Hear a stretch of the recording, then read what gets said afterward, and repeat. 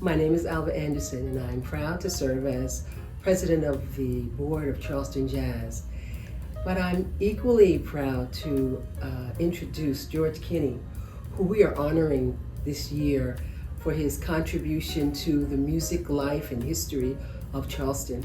So if you would, tell us a little bit about yourself and your beginnings in Charleston and how you came to be playing this music. Well, I used to watch the Jenkins Orphanage Band. They used to perform on the corner of King and Calhoun Streets, and I just fell in love with music, and I thought that's what I wanted to do. I wanted to play in the band. Mm-hmm. My dad wanted to play. He couldn't afford an instrument when he was young, so he made sure that he bought me a trumpet. He bought it from a pawn shop. Oh my goodness. One trumpet in 1946. Yeah, They couldn't afford that luxury at that time, but he made sure that I followed my dream. And where did you go to high school? I went to Burke High School. Burke High School. Burke High School. And who was the instructor at that time? Holland Daniels. Oh, who was also, his family was also running. Yeah, it was Holland Daniels. He was the band director, and his family ran the Jenkins Orphanage. Right. Helped run the Jenkins Orphanage. I went into the military playing trumpet, and I thought I was good.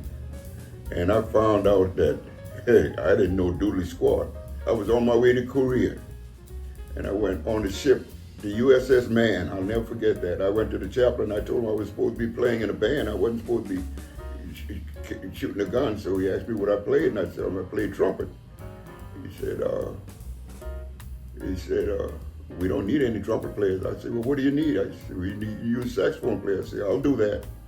And it took me 11 days. And you were now a saxophonist. And now I was a saxophonist. yeah. Do you miss playing trumpet? No. No, I love the saxophone on grits.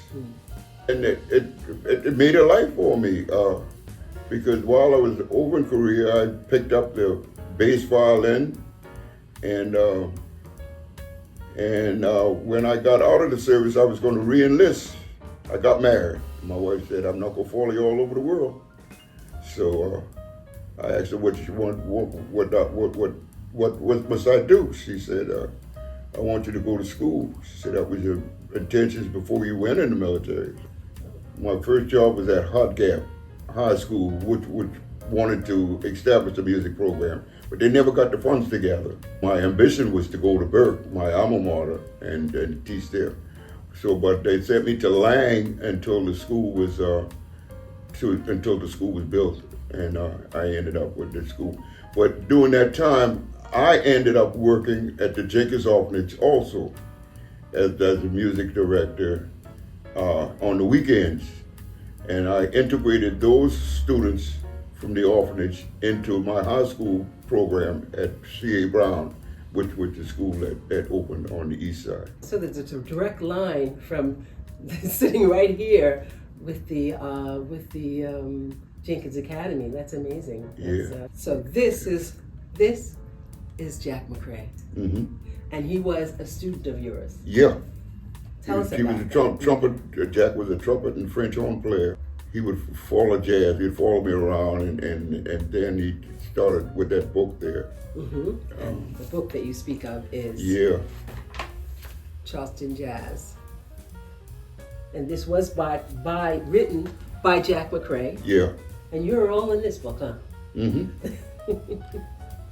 So why is Jack McCray? I mean, he is one of the founders of Charleston Jazz. Why do you think he was so passionate about this music?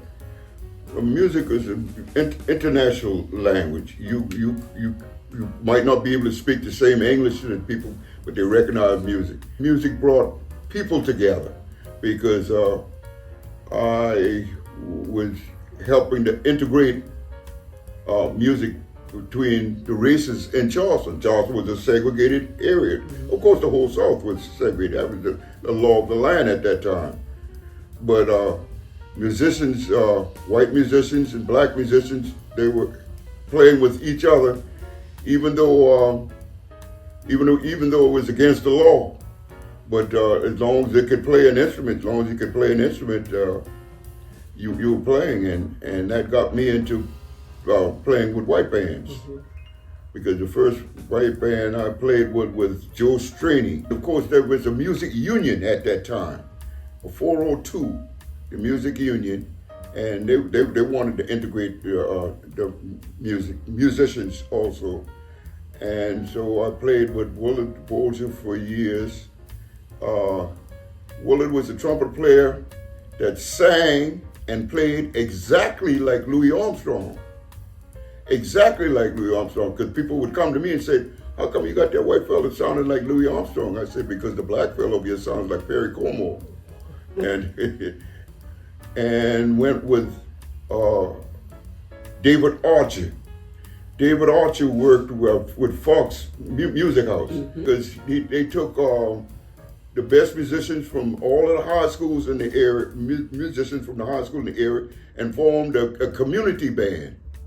And even though it was segregation in the city, the community band played together. Wow, well, this has been really so eye-opening and so heartwarming to hear this history of education, of the legend of the Jenkins Orphanage, and just the impact of your life and the impact of your teaching and your life on the Charleston community. And that's why we feel that you should be honored, because you should be recognized, because it's there's nobody standing over you saying you have to do this. This is something that you felt that was important. Oh yeah, it was no sacrifice. That's why I said I don't believe I should. Don't honoring. I had a ball.